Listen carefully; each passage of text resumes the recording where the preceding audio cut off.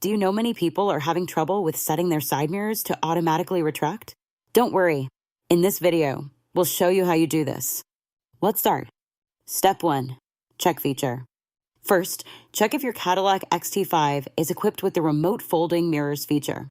Step 2. Open settings. Turn on the infotainment system and access the settings menu. Step 3. Select convenience.